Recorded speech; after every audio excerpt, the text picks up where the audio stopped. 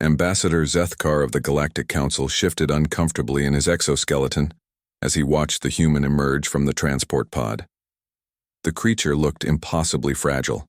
No natural armor, no visible weapons, no enhanced limbs or sensory organs.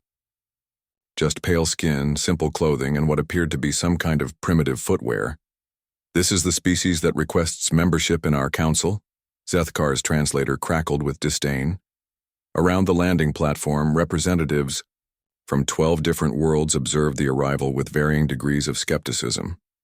The Craxi delegation clicked their mandibles in what could only be interpreted as amusement. The human, who had identified himself as Marcus Chen, a recreational athlete from Earth, stretched his arms above his head and took a deep breath of Kepler 442b's dense, humid air. The planet's notorious death jungle loomed behind the settlement, its canopy disappearing into toxic clouds that had claimed countless expeditions over the millennia. "So," Marcus said, his voice carrying an unsettling lightness, "I understand there's some kind of test?" Counselor Vexithara, a towering being from the crystalline worlds, stepped forward.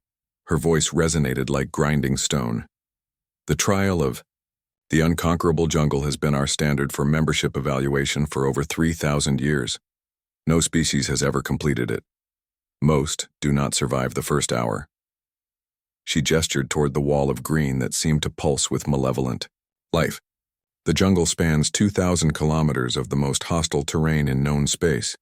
Predators that hunt in 6 dimensions, plants that digest metal, gravity wells that shift without warning, atmospheric toxins that can dissolve most known materials. The very air itself is corrosive to most organic compounds."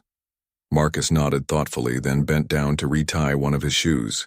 "Sounds like a nice morning run. What's the course record?" The question caused a ripple of confusion among the assembled delegates. Counselor Drachmoth, whose species had evolved in volcanic hellscapes, leaned forward. "Course record? There is no record. No one has ever... Right, so I'll be setting the first one then." Marcus stood and began what appeared to be some kind of ritual movement, bending his legs, swinging his arms, touching his toes. "Is there a specific route, or is it just point A to point B?" Ambassador Zethkar consulted his datapad with increasing agitation. "The trial requires traversing from the northern breach to the southern terminus. Our models suggest it would take a fully equipped military expedition approximately 6 months to, assuming they survived the initial encounters with the Devourer, finds." 6 months? Marcus pulled out a small device from his pocket and began pressing buttons on it. "I was hoping to be back in time for lunch.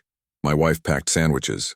The assembled council exchanged glances that, despite their wildly different biologies, all conveyed the same sentiment.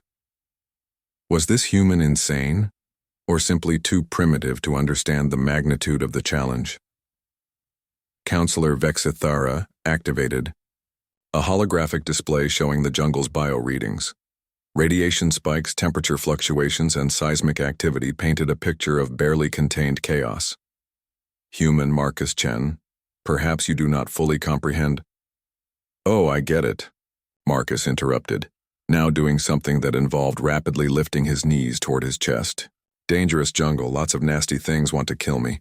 Probably going to be unpleasant weather.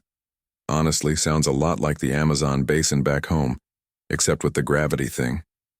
That might be fun." Without further ceremony, Marcus began running toward the jungle. Not the purposeful march of a warrior heading into battle, nor the cautious approach of an explorer entering unknown territory. He simply started jogging, as if he were heading out for a casual morning exercise in a neighborhood park. The council watched in stunned silence as the human disappeared into the green wall. Within moments, the jungle's perimeter sensors began lighting up with activity. Motion detectors triggered in rapid succession, tracking something moving through the undergrowth at an impossible pace. "He's maintaining a steady velocity of..." "This cannot be correct," Technician Riltpara announced, tentacles dancing over her console. "The readings show he's covering ground at nearly 30 kilometers per hour." Ambassador Zethkar scoffed. "The sensors must be malfunctioning. No organic being could maintain such speed through that terrain." The Thornwall maze alone should have... The display screen erupted with new alerts. Something had triggered the Devourer Vine response protocols, but instead of the expected carnage, the biosignatures showed the predatory plants. Retreating? Counselor Drakmoth leaned closer to the screen. Are those readings suggesting the Devourers are fleeing? 2 hours later, long-range sensors detected Marcus emerging from the jungle's southern boundary. He appeared to be barely breathing hard and was consulting his small device with what looked like satisfaction.